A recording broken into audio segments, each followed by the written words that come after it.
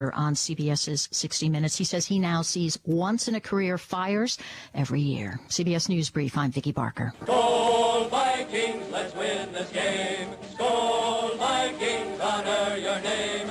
Go get that first down, then get a touchdown. Rock 'em, sock 'em, fight, fight, fight. 790 AM, 94.1 FM, KFGO.com, the KFGO mobile app. Follow 790 KFGO on Twitter. Like the KFGO Morning Crew on Facebook. Minnesota Vikings finally got their first win of the season yesterday. Came down to the wire, right? Basically. Well, and not exactly dominating, but we have Eric Smith from the Minnesota Vikings joining us on the Mighty 790. Thanks so much for joining us this morning, Eric. Hey, good morning, guys. Thank you for having me.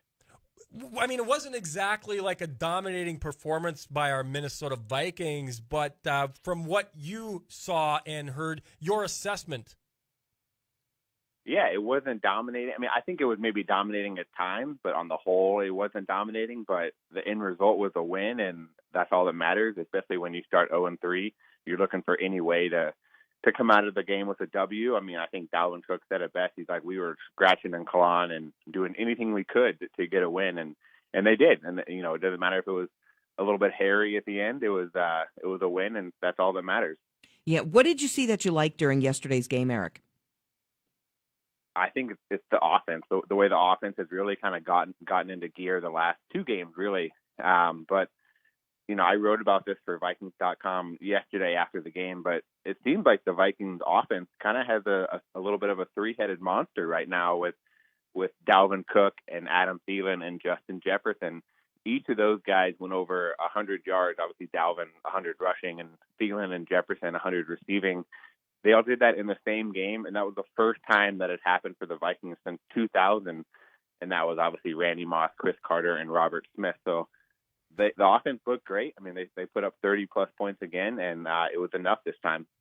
Eric, you referenced a little bit Justin Jefferson, and on your Twitter feed, you show that he had 4 catches, all for 23-plus yards. But the first couple games of the season, I mean, is this what we should expect from Justin Jefferson? Is why he was a top draft pick?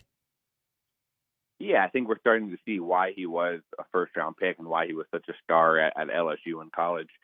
I don't know if we can expect 100 yards every game. I mean, it's tougher for anyone to do that, even the best of the best. But I think right now, if I remember right, that he's 8th in the league in receiving yards, and he didn't start and he didn't play a ton in the first 2 games of the season. Really, it's just the last 2 games where he's really kind of broken out and shown everyone why he's so good.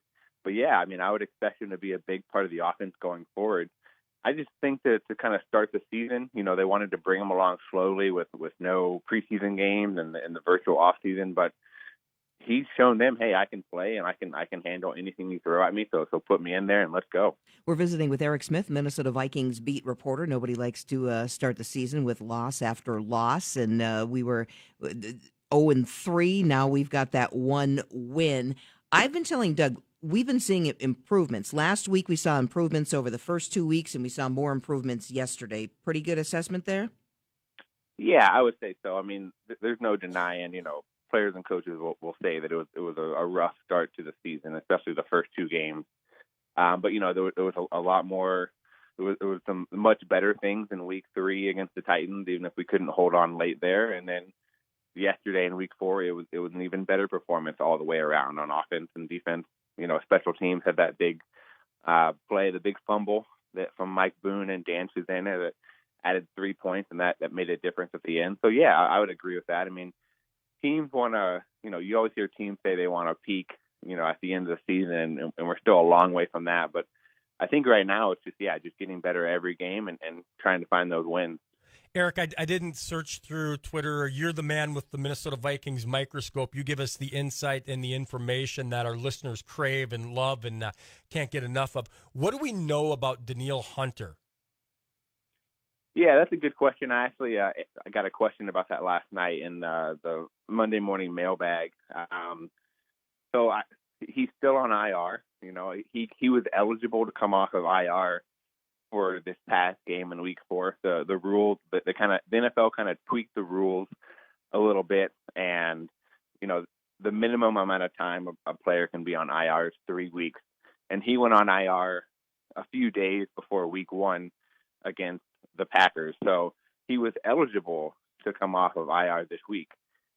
He obviously did not come off of IR, and we did not see him rehabbing at practice, which we had seen him do in recent weeks. And he posted on his social media that he was in New York. And so Coach Zimmer confirmed that on Friday and said he's in New York getting a second opinion. So I guess at this point, it's just a wait-and-see game. He's eligible to come off IR at any time now, but you would assume he needs, he has to come back to practice and rehab or actually practice. I mean, he hasn't practiced since the first week of training camp back in August. So, it's still a waiting game with him, I think, but that's kind of where we're at. Eric Smith, Minnesota Vikings. Follow him on Twitter. Great access, and as he said, you can email in and he'll answer questions. He does live chats with you as well, folks. So he is a great resource for all of our purple questions, all our Minnesota Vikings. Can I ask you about Harrison Smith? I mean, such a key component of our Vikings defense, and to lose him for the rest of the game in that second quarter. What did you get a feel from Mike Zimmer or from the rest of the people about whether that was warranted that he was ejected for that hit? Yeah, you're probably not going to get a very nice answer from Mike Zimmer about that. I mean, if you watch the game, he was pretty heated on the sideline right after Harrison was ejected.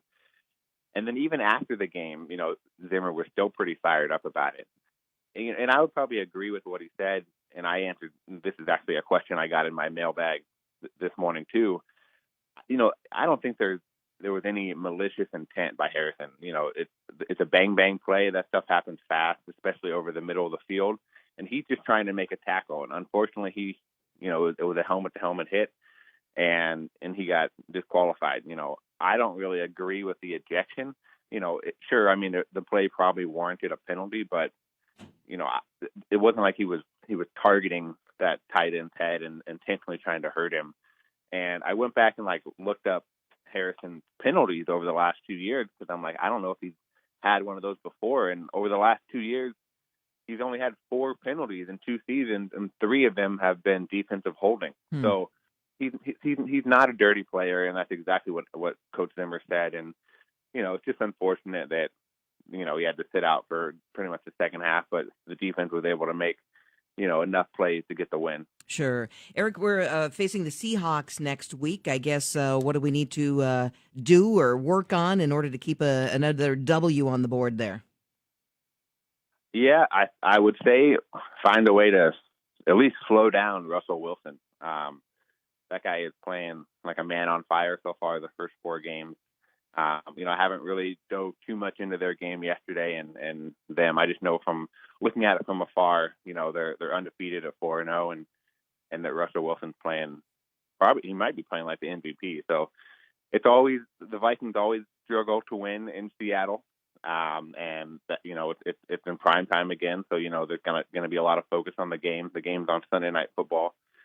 So it'll be a fun one, and we'll just try to get a second win in a row. Step up with the defense and hopefully get some injured guys back maybe would help as well? Yeah, that'd be good. I mean, it's going to be a tough test for the defense, but, if the offense plays like it has the last few weeks, maybe we can pull it out. Overall, how good of a team do you think this is, Eric? I think it's still a good team, and I know it's tough to say that when you're 1-3, but the pieces are still there to be a good team. You just want to, the Vikings are still kind of in crunch time here because I think I wrote this yesterday in a story that, if you're 0-4, you're not really making the playoffs. It's really a 1% chance. And if you're 1-3, it's a 14% chance to make the playoffs. So it's still not much better. But it just kind of shows that how much work the team still has left to do. Yesterday was a good win, but when you start 0-3, you're pretty much trying to dig yourself out of that hole all season long. So, and Kirk Cousins said, he's like, he's like, one win is fine. It's nice. But we have to stack these together and go on a run to, that way in 2 months or so, we're in a position hopefully for the playoffs. Well, hopefully we'll get another win coming up this weekend. Eric, we thank you for your time this morning. We sure appreciate it. Okay, thanks, guys. Have a good day. You too. That's Eric Smith, Minnesota Vikings beat reporter, joining us here on the KFGO